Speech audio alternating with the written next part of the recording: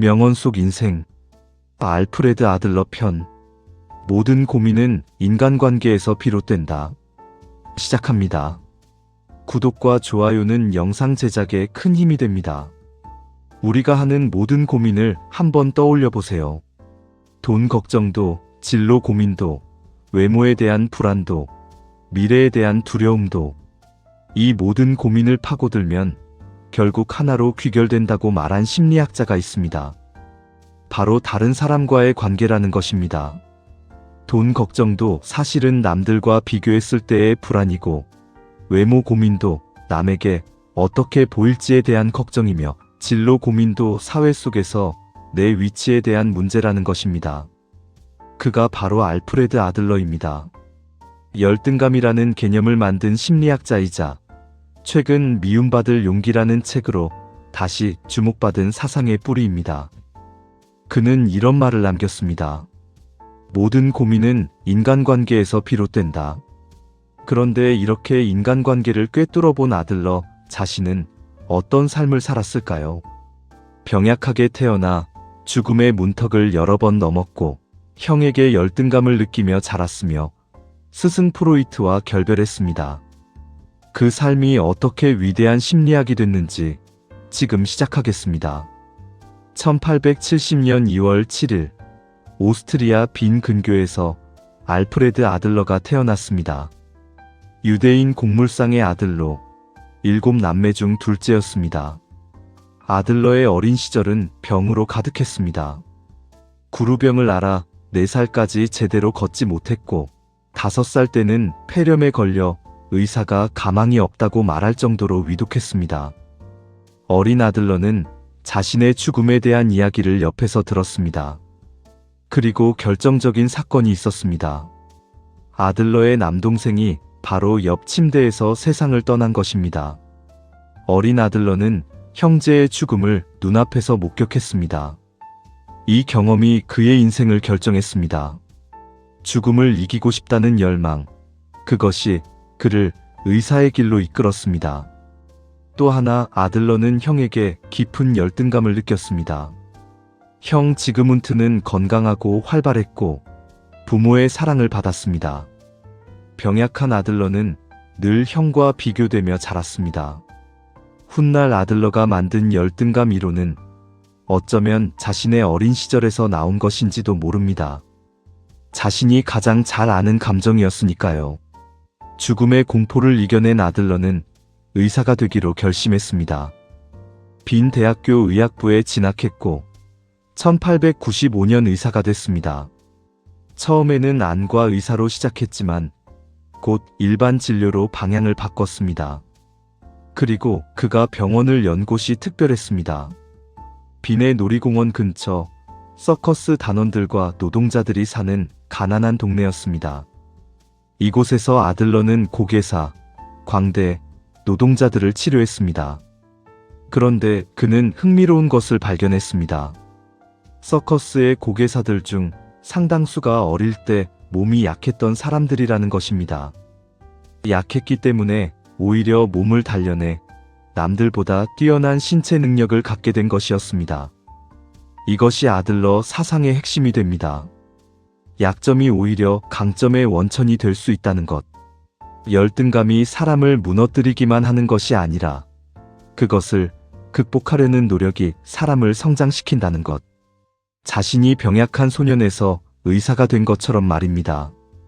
1902년 아들러는 지그문트 프로이트의 초청을 받았습니다. 당시 프로이트는 정신분석이라는 새로운 학문을 막 시작하고 있었고, 매주 수요일 자신의 집에서 토론 모임을 열었습니다. 아들러는 그 모임의 초기 핵심 멤버가 됐습니다. 흔히 아들러가 프로이트의 제자였다고 알려져 있지만 이것은 정확하지 않습니다. 아들러는 프로이트의 제자가 아니라 동료였습니다. 아들러 자신도 이 점을 분명히 했습니다. 두 사람은 대등한 학자로서 함께 정신분석 운동을 이끌었습니다. 하지만 두 사람의 생각은 근본적으로 달랐습니다. 프로이트는 인간의 행동이 주로 성적 욕구와 과거의 경험에 의해 결정된다고 봤습니다. 반면 아들러는 인간이 과거에 지배당하는 존재가 아니라 미래의 목표를 향해 나아가는 존재라고 봤습니다. 과거가 아니라 목적이 사람을 움직인다는 것이었습니다. 이 차이는 좁혀지지 않았습니다. 1911년 아들러는 프로이트와 결별했습니다. 그리고 자신만의 학문을 세웠습니다. 개인 심리학이라고 불리는 것이었습니다.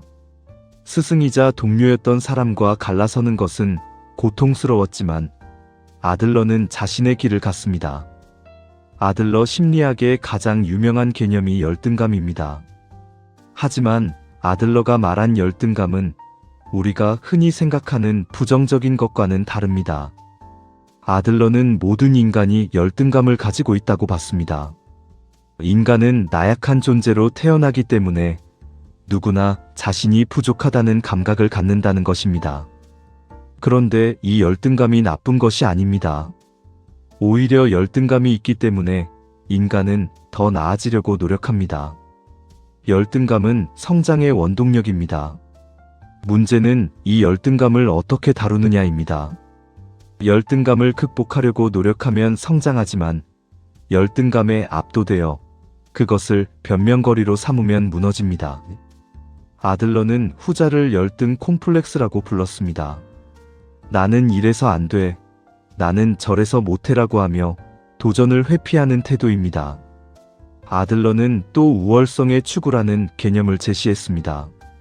모든 인간은 지금보다 더 나은 상태가 되려는 본능적인 욕구를 가지고 있다는 것입니다. 이것이 건강하게 발현되면 자기 성장으로 이어지지만 왜곡되면 남을 지배하려는 욕구가 됩니다. 아들러는 진정한 우월성은 남을 이기는 것이 아니라 어제의 나를 넘어서는 것이라고 했습니다. 아들러 심리학에서 가장 중요하지만 덜 알려진 개념이 공동체 감각입니다. 아들러는 이것을 인간 행복의 핵심으로 봤습니다. 공동체 감각이란 자신이 더 큰 공동체의 일부라고 느끼고 다른 사람에게 기여하려는 마음입니다. 아들러는 인간의 모든 고민이 인간관계에서 비롯되지만 동시에 인간의 모든 행복도 인간관계에서 나온다고 봤습니다. 고민의 원천이 곧 행복의 원천이라는 것입니다. 아들러는 이렇게 말했습니다.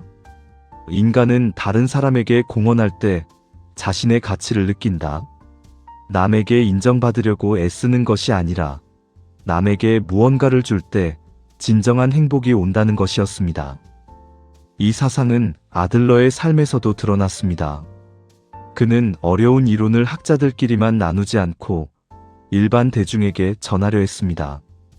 아동 상담소를 만들어 문제가 있는 아이들을 무료로 도왔고 교사와 부모들을 교육했습니다. 심리학이 소수 전문가의 것이 아니라 모두의 삶을 돕는 것이 되어야 한다고 믿었습니다. 아들러의 사상 중에 과제의 분리라는 것이 있습니다. 이것은 최근 미움받을 용기라는 책을 통해 널리 알려졌습니다. 과제의 분리란 이것이 누구의 과제인지를 구분하는 것입니다. 예를 들어 내가 다른 사람에게 잘 대하는 것은 나의 과제이지만 그 사람이 나를 좋아할지 싫어할지는 그 사람의 과제입니다. 내가 통제할 수 없는 남의 과제에 매달리면 불행해진다는 것입니다. 여기서 미움받을 용기라는 개념이 나옵니다. 모든 사람에게 사랑받으려는 것은 불가능하고 그것에 매달리면 자신의 삶을 살 수 없습니다. 누군가에게 미움받는 것을 두려워하지 않을 때 비로소 자유로워진다는 것이 아들러의 생각이었습니다. 아들러가 세상을 떠나고 수십 년이 지난 뒤 일본에서 그의 사상을 쉽게 풀어 쓴 미움받을 용기가 출판됐습니다. 이 책이 아시아 전역에서 수백만 부가 팔리면서 아들러는 다시 주목받게 됐습니다. 프로이트와 융에 가려져 있던 세 번째 거장이 마침내 빛을 본 것입니다. 아들러 자신은 이미 이렇게 예언했습니다. 언젠가 나의 시대가 올 것이다. 알프레드 아들러는 이런 말을 남겼습니다. 모든 고민은 인간관계에서 비롯된다. 이 말이 처음에는 우울하게 들릴 수 있습니다. 관계가 고민의 원천이라면 관계를 피하면 되지 않을까 생각할 수도 있습니다. 하지만 아들러의 진짜 메시지는 반대입니다. 고민이 관계에서 오는 것처럼 행복도 관계에서 온다는 것입니다. 관계를 피하는 것이 아니라 건강한 관계를 맺는 것이 답이라는 것이었습니다. 아들러는 또 이런 말도 했습니다. 중요한 것은 무엇을 가지고 태어났느냐가 아니라 주어진 것을 어떻게 활용하느냐다. 병약하게 태어난 자신이 의사가 되고 위대한 심리학자가 된 것처럼 타고난 조건이 운명을 결정하지 않는다는 것이었습니다. 그리고 이런 말도 남겼습니다. 인간은 언제든 변할 수 있다. 변하지 못하는 것은 변하지 않겠다고 결심했기 때문이다.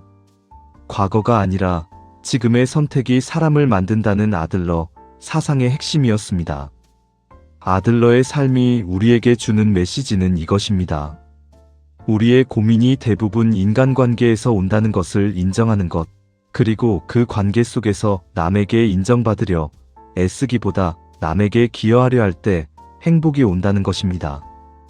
열등감은 극복하라고 있는 것이고 미움은 받을 용기를 내라고 있는 것입니다. 1937년 5월 28일 알프레드 아들러는 스코틀랜드 에버딘에서 세상을 떠났습니다. 향년 67세였습니다. 강연 여행 중 길을 걷다가 심장마비로 쓰러졌습니다. 그가 세상을 떠났을 때 그의 이름은 프로이트나 융만큼 유명하지 않았습니다. 하지만 그의 사상은 조용히 세상에 스며들고 있었습니다. 자기계발, 상담 심리학, 교육학의 많은 부분이 아들러에게 빚을 졌습니다. 우리가 흔히 쓰는 라이프 스타일이라는 말도 아들러가 만든 개념입니다. 오늘 이야기를 마치며 한 가지만 생각해 보셨으면 합니다. 아들러는 병약했고 형에게 열등감을 느꼈고 스승과 결별했습니다. 하지만 그 모든 약점과 상실을 극복의 원동력으로 삼았습니다. 지금 여러분이 느끼는 열등감이나 관계의 고민도 아들러의 말처럼 성장의 출발점이 될 수 있습니다. 모든 고민은 인간관계에서 비롯된다. 그리고 모든 행복도 그곳에서 온다. 오늘 영상이 마음에 남으셨다면 구독과 좋아요 부탁드립니다.